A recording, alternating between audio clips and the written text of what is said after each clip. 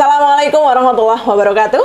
Halo teman pemilih dimanapun Anda berada. Kembali lagi dengan podcast Ngebru KPU Kabupaten Banjarnegara. Teman pemilih, KPU menghadirkan narasumber yang sangat luar biasa dari kalangan Gen Z ini. Nah, teman-teman pemilih pasti penasaran kan siapa narasumber kita hari ini? Langsung saja kita sapa. Halo teman-teman. Halo Kak. Gimana kabarnya? Jadi kabarnya baik, alhamdulillah. Cuman sedikit hujan mungkin ya Kak di luar Kak. Oke, jadi harus ini jaga kesehatan, stamina karena iya cuacanya lagi mendung, sering hujan. Pancaroba juga Kak. Iya, tapi nggak lagi galau kan? Sedikit. Oke. Enggak lah. Selalu bahagia. Harus selalu bahagia dong. Apapun cuacanya kita harus terus bahagia. Nah, teman pemilih pasti penasaran nih siapa mereka. Jadi ini kita kenalin dulu. Yang pertama ada Mas Putra Waskita Adinugraha yang merupakan Presiden BEM Politeknik Banjarnegara. Boleh sapa dulu teman pemilih? Halo teman-teman pemilih. Jadi perkenalkan, nama saya Putra Waskita Adinugraha. Saya di Politeknik Banjarnegara menjabat menjadi Presiden BEM Politeknik Banjarnegara. Oke, yang kedua ada Mas Rahmat Adi Saputra, Presiden BEM STIE Taman Siswa Banjarnegara. Ayo Mas, disapa nih teman pemilih. Halo teman-teman pemilih, saya Rahmat Adi Saputra, Presiden BEM dari STIE Taman Siswa Banjarnegara. Luar biasa. Jadi kita menghadirkan teman-teman mahasiswa dari perguruan tinggi yang pastinya nih akan memberikan pengetahuan untuk teman-teman pemilih di Banjarnegara, khususnya teman-teman Gen Z nih ya. Kita mau tahu nih POV tentang kepemiluan, tentang partisipasi pemilih nih dari teman-teman Gen Z yang khususnya dari teman-teman mahasiswa yang kita hadirkan di podcast Ngebru hari ini. Oke, teman-teman dari mahasiswa dari BEM nih, kita hari ini mau bahas tema tentang peran mahasiswa dalam pemilu untuk meningkatkan partisipasi pemilih muda. Yang pastinya kita pengen banget nih dengar sudut pandang atau POV teman-teman terkait partisipasi pemilih muda di Kabupaten Banjarnegara. Maka dari itu kami menghadirkan teman-teman di podcast Ngebru hari ini. Nah, tapi sebelum kita ngobrol lebih jauh tentang tema kita hari ini nih, boleh banget dinikmati kopi khas Ngebru dari KPU Banjarnegara. Silahkan. Oh, ini kopi dari KPU ya Kak? Iya, kopi khas Ngebru. Coba dulu. Ngebru. Iya. Cocok banget sama Gen Z ini kan? Iya dong. Sekarang kan Gen Z sukanya kopi ya. Betul. Oke, silahkan. Luar biasa. Gimana? Mantap. 1 sampai 10. Iya, berapa? 12. Oh, luar biasa. 12/10 ya. 12/10. Oke, sering-sering main nanti ke KPU untuk bisa menikmati kopi Ngebru. Ya. Jadi cuman mau minum kopi aja ya Kak? Kesini? Boleh. Boleh. Mau minum kopi, mau sharing sama kita juga boleh. Boleh. Ya. Oke. Teman-teman BEM dari perguruan tinggi, khususnya dari Politeknik dan STIE Taman Siswa Banjarnegara atau biasa kita singkatnya Tambara ya Mas ya? Tambara. Iya. Oke, ini lagi sibuk apa aja nih selaku mahasiswa yang juga menyandang predikat sebagai BEM, Presiden BEM gitu. Nah, ini kesibukannya apa sekarang? Mungkin dimulai dari Mas Putra dulu.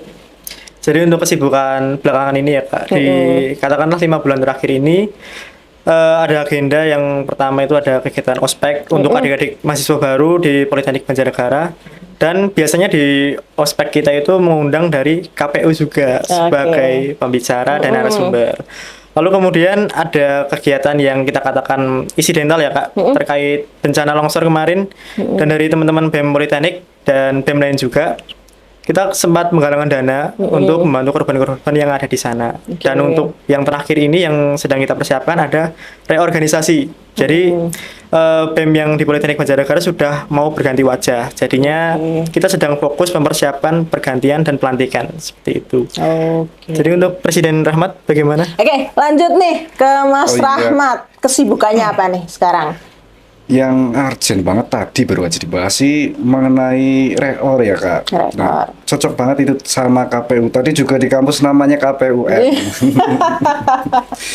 Kita nyoba buat ningkatin juga partisipan mahasiswa supaya tertarik sama dunia politik kampus dan juga dalam pemilihan raya Kak. Karena semakin tahun itu pemilihan semakin sedikit suaranya yang.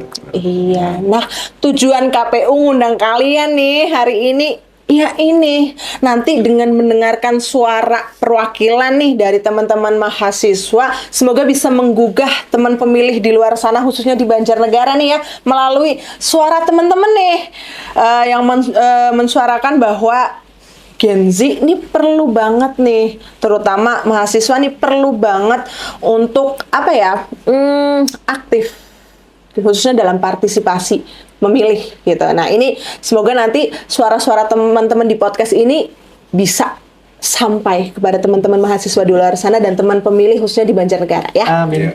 Oke, kita langsung masuk aja nih kepada pembahasan hari ini.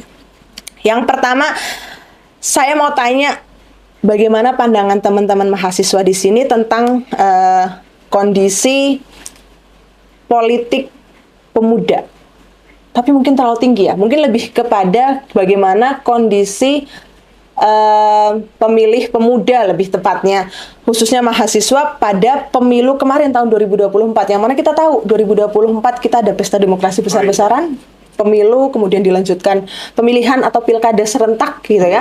Nah ini gimana nih pandangan teman-teman terkait pemilih pemuda yang dalam hal ini mahasiswa khususnya? Silahkan mungkin dari Mas Putra dulu nih. Oke, jadi dari pandangan atau kacamata aku ya Kak, peran pemuda dalam pemilihan ini wah luar biasa, itu impact-nya gede banget Kak, karena kita katakanlah sekarang zamannya era Gen Z ya Kak, pemuda itu sedang banyak dan sedang berlomba-lomba menemukan jati dirinya. Tertambah lagi ada kejadian atau ada peristiwa pemilu atau kampanye serentak yang dilakukan di semua daerah. Dan itu impact-nya memang sangat luar biasa banyak, karena hampir setengah dari suara itu suara Gen Z atau ya kaum dari kita-kita lah. Dan dari aku sendiri itu menganggapnya sebuah hal yang positif, yang bagus banget, apalagi teman-teman Gen Z sekarang itu sudah mulai kita katakan melek terkait dengan politik atau demokrasi. Jadinya ada momentum bagus sebenarnya Kak, kalau pemuda ini kita katakan bisa mengambil alih atau mengambil peran dalam pemilihan umum seperti ini Kak. Oke, jadi menurut Mas Putra ini apa ya? Cukup impactnya cukup besar gitu ya. Itu luar biasa ya, impactnya di gede pemilu banget, sebelumnya ya, dan pilkada di tahun 2024 kemarin. Betul. Kalau menurut Mas Rahmat nih bagaimana nih pandangannya terhadap pemilih pemuda di khususnya mahasiswa nih di pemilu dan pilkada kemarin tahun 2024? Kalau secara data sih sebenarnya banyak ya Kak. Kalau misalkan dari Gen Z sendiri, tapi kalau misal dari kualitas kayaknya kurang. Soalnya kebanyakan juga memang Gen Z itu berpartisipasi ikut dalam pemilihan tersebut, dalam pemilu. Tetapi mereka itu kadang secara langsung belum tentu sadar apakah mereka milih karena benar-benar dari hati nurani atau karena mereka bingung atau karena faktor lain kayak gitu. Jadi sebenarnya kalau kita berkaca atau melihat data, memang cukup besar ya impact-nya. Tapi ya kembali lagi itu, apakah mereka sudah paham akan esensi dari partisipasi memilih itu gitu ya? Atau sekedar FOMO ya Kak? Iya betul. Nah ini kan lagi vibe banget nih ya, lagi hype, maksudnya lagi hype banget nih, dikit-dikit FOMO gitu ya. Oke, next question. Mengapa partisipasi pemilih muda ini sangat penting dalam pemilu? Kalau menurut teman-teman kenapa? Jadi Mas Rahmat dulu silakan. Boleh, dari Mas Rahmat dulu.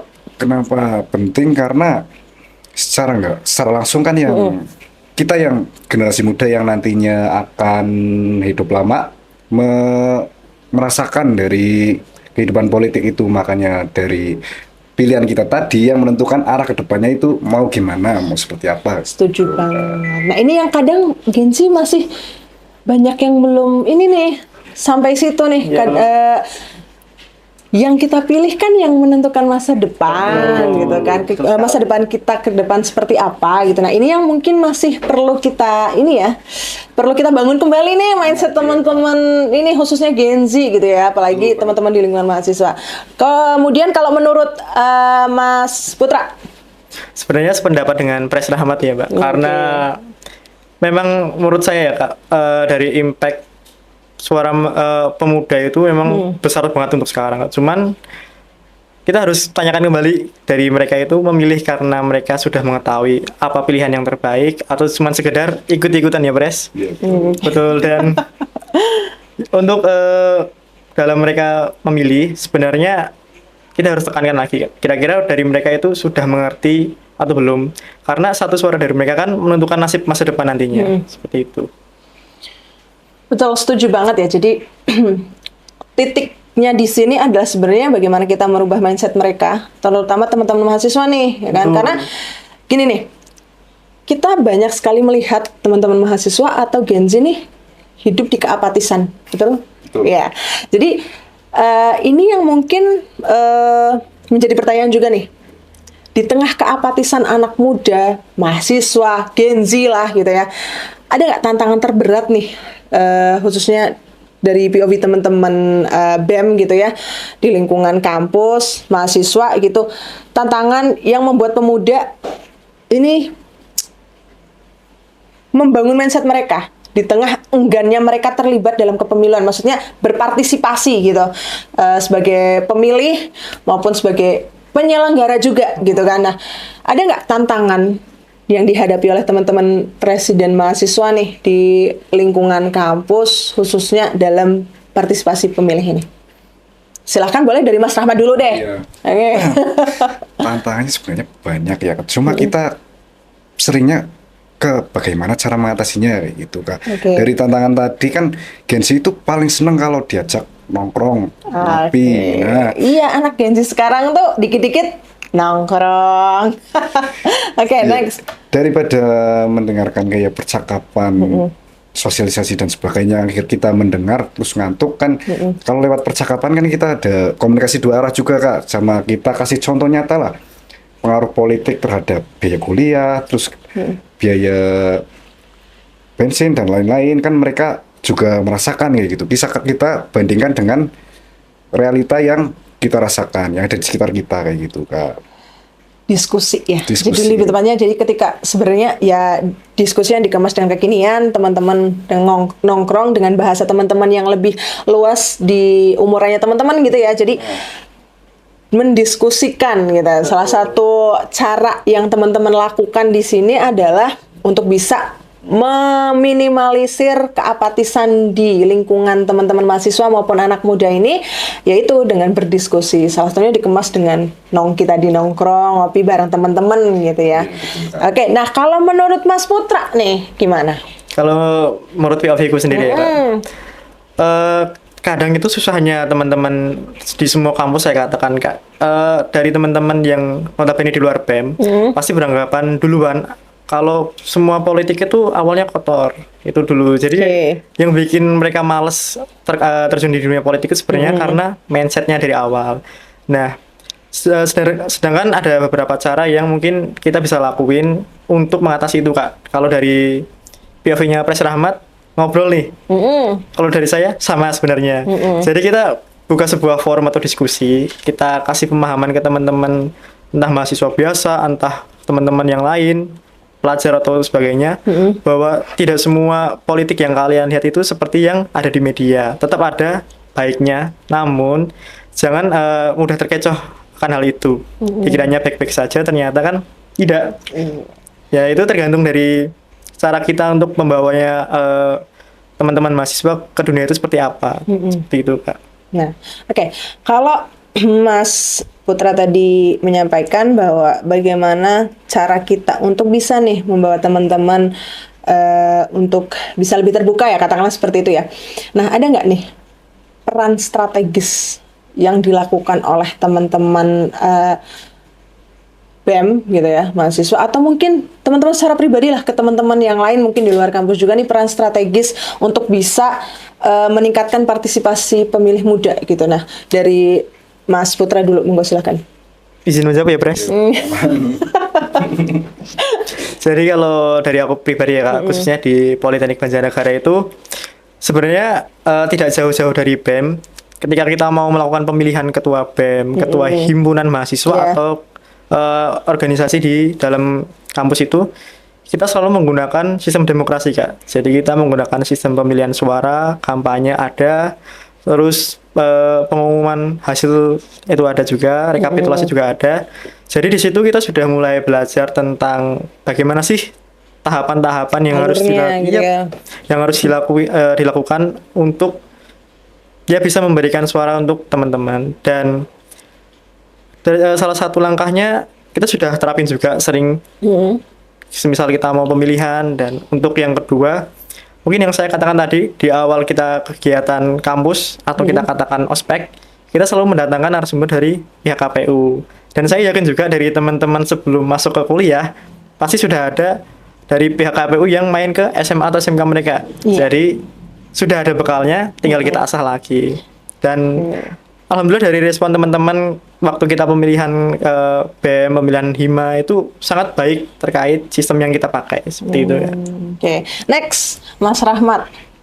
Kalau untuk itu paling balik lagi tadi yang ke misal kita diskusi kayak gitu aja, diskusi itu kan cara paling sederhana, tapi kan Gen Z paling suka gitu Kak. Apalagi sembari diskusi, sembari kita mungkin mencari informasi lewat media sosial juga kan Gen Z paling seneng scroll IG. Nah kita masukkan informasinya ke IG atau TikTok Kak. Cuma isinya yang lebih kreatif juga, nggak cuma Dikemas secara dikemas kekinian secara lah ya. kekinian. Apalagi kita tahu lah di eranya anak Gen Z sekarang bermedia sosial khususnya Instagram dan TikTok itu kan luar biasa tinggi ya. Iya. Jadi dan dengan tren yang ada sekarang kita bisa memanfaatkan itu, menyisipkan edukasi-edukasi kepemilian gitu ya, partisipasi pemilih itu melalui konten-konten itu gitu yang Iya, betul. dikemas pastinya dengan kekhasan perguruan tinggi masing-masing, dengan kekhasannya Politeknik, dengan kekhasannya STIE gitu ya. Jadi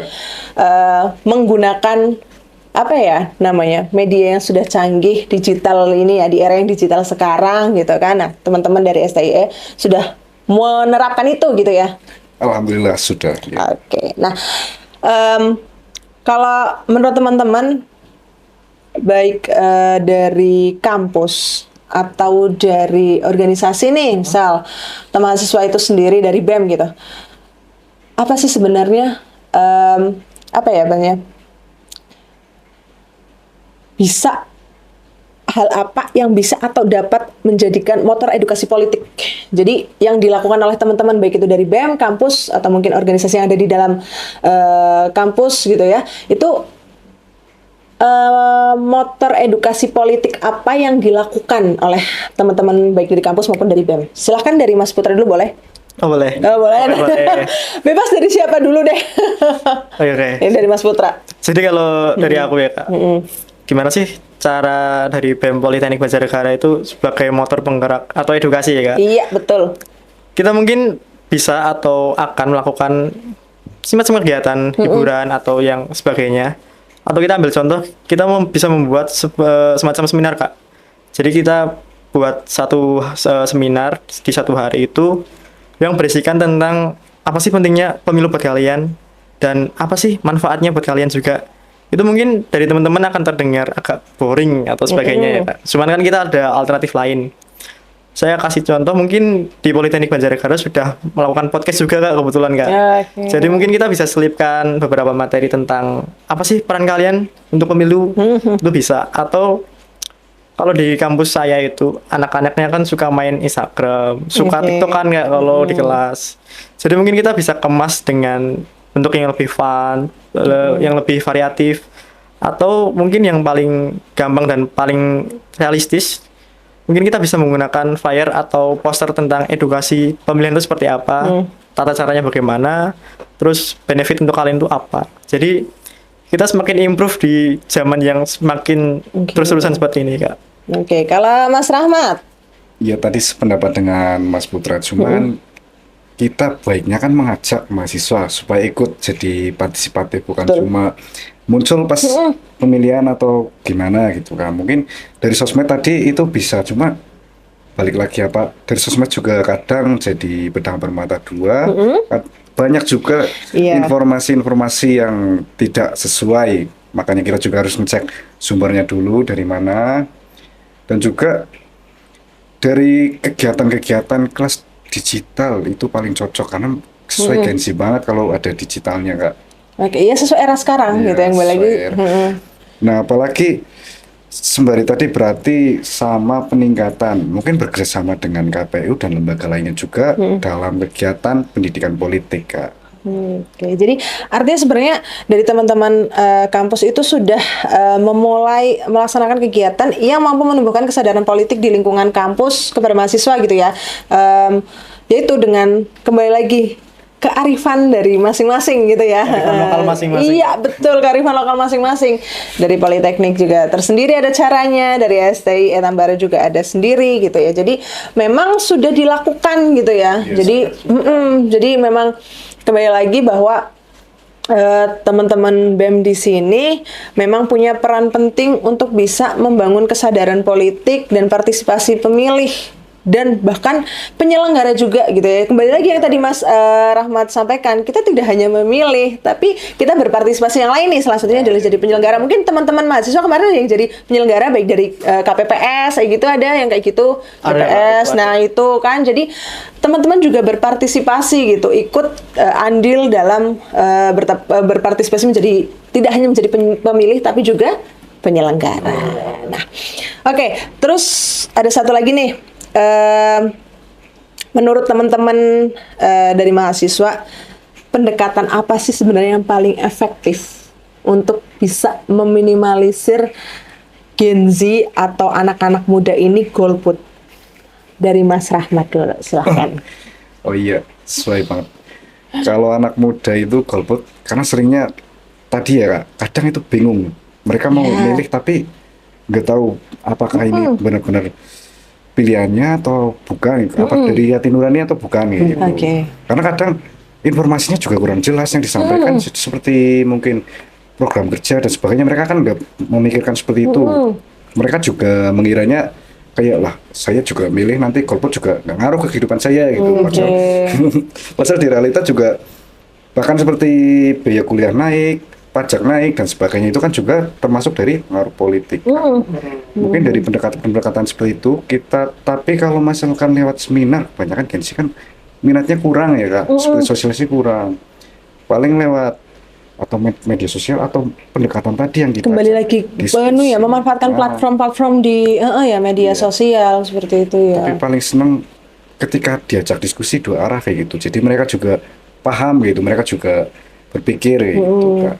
Oke, memang itu penggunaan teknologi, kemudian komunikasi dua arah itu memang sangat dibutuhkan ya, bukan lagi penting tapi sudah sangat dibutuhkan. Oke, lanjut Mas Putra. Menarik ya, Bres.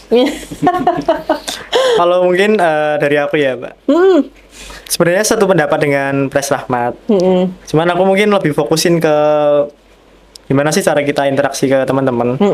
Jadi memang setiap anak-anak waktu kita coba interaksi ya, Kak, secara face to face, memang ada yang merespon dengan baik, mungkin ada yang merespon dengan ngomongin politik males.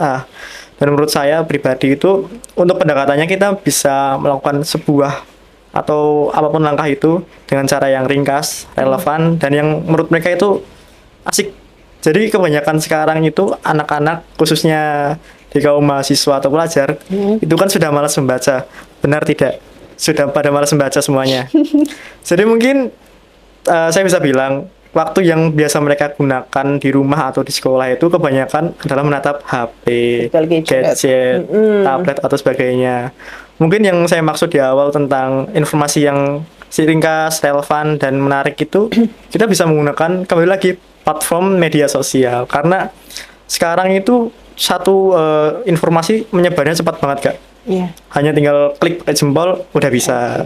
Kalau nggak suka tinggal di dislike seperti itu. Dan Saya juga baru mengetahui ternyata ada riset yang menunjukkan anak-anak sekarang itu lebih percaya sama influencer daripada tokoh-tokoh apapun itu. Betul sekali. Dan saya rasa ya Kak, ada baiknya juga dari beberapa influencer atau tokoh-tokoh yang mereka kagumi itu bisa memberikan semacam edukasi atau Ya, informatif. edukasi gitu Iya, ya. betul sekali Kak. Sudah banyak kok sekarang contohnya seperti Iya. itu. Jadi kalau bisa kita simpulkan sebenarnya impact dari media sosial itu sangat luar biasa. Luar biasa gede banget. Karena kembali lagi bahwa media sosial sekarang itu sangat melekat untuk anak-anak muda ya, khususnya mahasiswa sekarang nih, nggak bisa kita pungkiri gitu ya. Nggak Makanya bisa. kenapa kalau misalnya karena Gen Z sekarang tuh suka nangkep, sekarang kan eranya clipper video dikat langsung nangkap, tapi kadang tidak menelaah dulu gitu ya. Betul, Nah, Kak.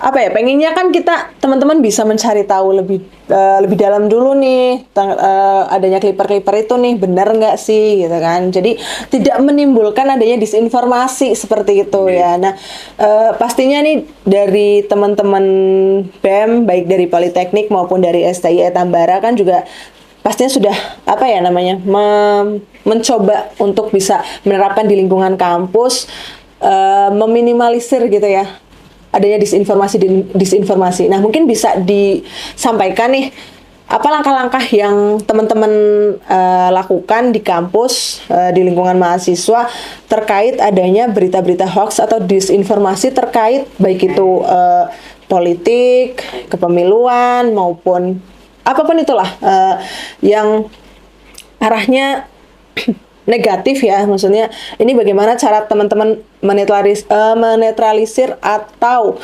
meminimalisir disinformasi yang ada di lingkungan kampus, karena pasti peran BEM ini nggak akan lepas gitu ya kan. Jadi apa ya, peran BEM di sini kan cukup besar untuk bisa mengakomodir teman-teman mahasiswa di kampus gitu. Nah, dan pasti sangat didengar gitu kan, pasti sangat didengar oleh teman-teman di mahasiswa lainnya di kampus. Nah, ini peran apa yang sudah teman-teman lakukan untuk bisa meminimalisir berita hoax atau disinformasi terutama terkait partisipasi memilih maupun terkait politik itu sendiri? Dari Mas Rahmat dulu.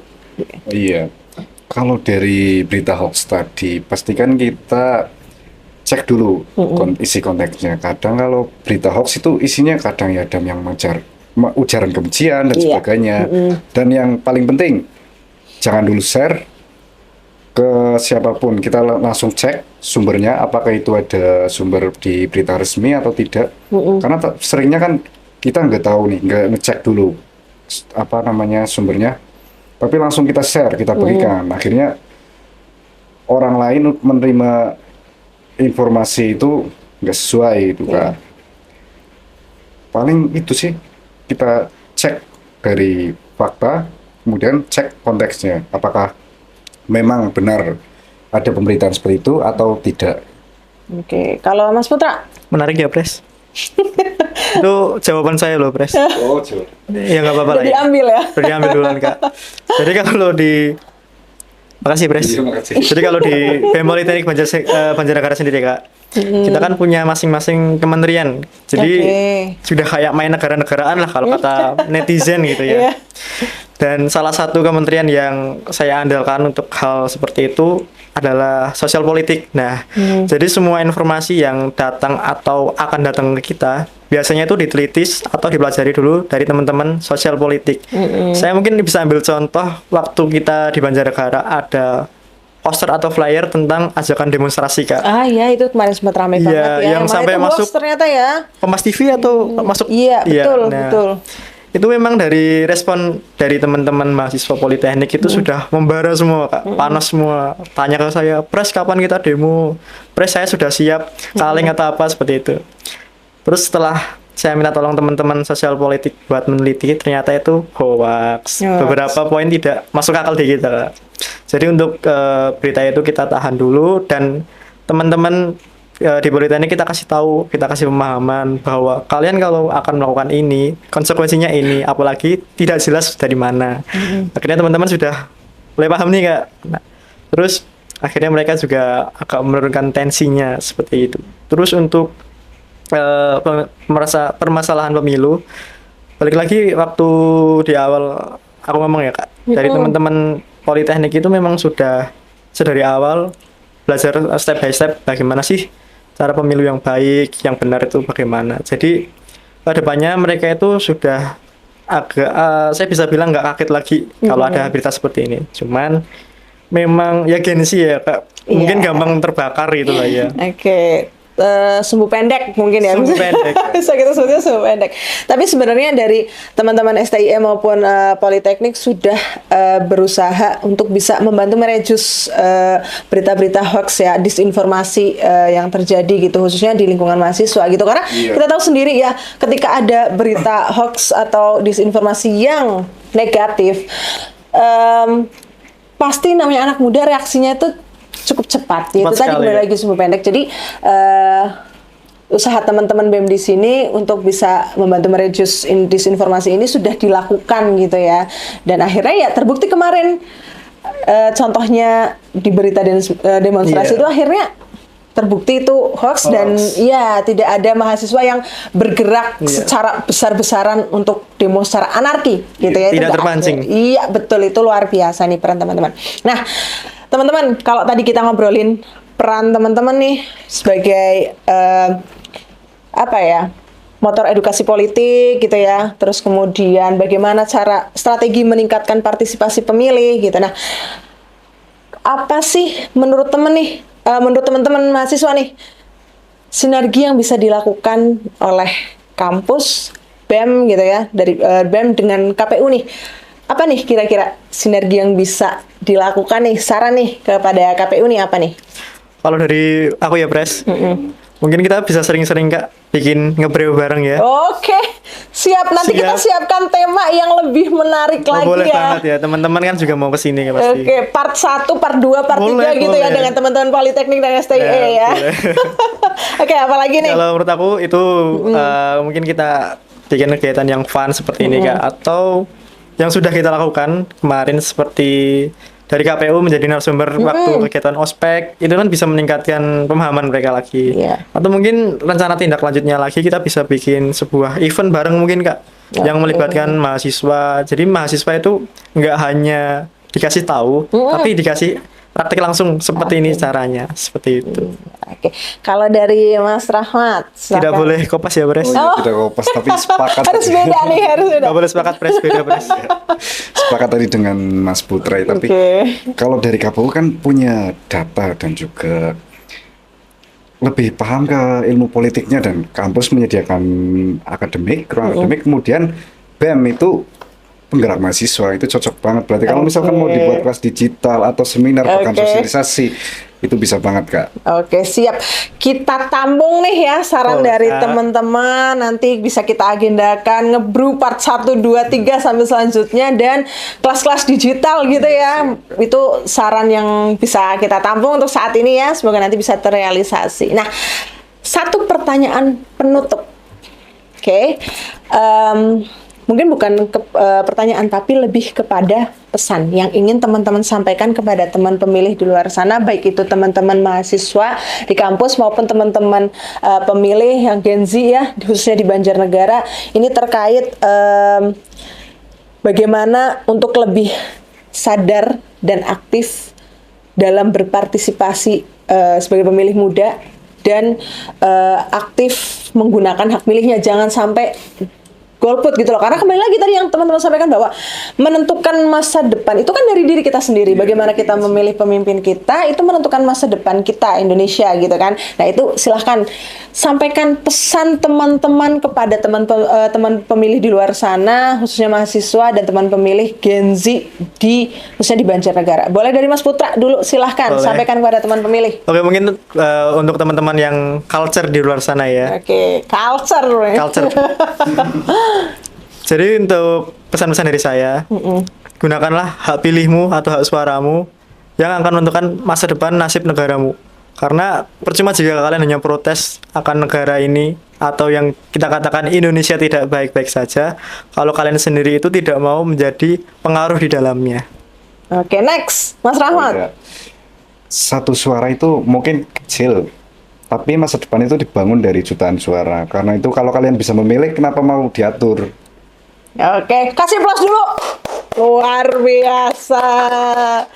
Oke, luar biasa banget bisa kedatangan teman-teman BEM dari Politeknik dan STIE. Akhirnya kita tahu nih dari POV teman-teman mahasiswa, khususnya perwakilan ini dari BEM, bahwa memang kembali lagi tadi peran dari mahasiswa atau anak muda ini cukup besar gitu ya. Apalagi kembali lagi kemarin di pemilu maupun pilkada serentak tahun 2024 ini, kebanyakan yang memilih adalah pemilih pemula, ya kan? Betul sekali, Kak. Iya, Banyak pemilih sekali. pemula. Nah, iya, dan juga banyak yang berpartisipasi sebagai penyelenggara juga gitu ya. Nah, kita harapkan di pemilu ke depan nih tahun 2029 teman-teman masih dengan konsistensi yang sama ya, tetap konsisten untuk ikut berpartisipasi aktif ya, menjadi pemilih maupun penyelenggara.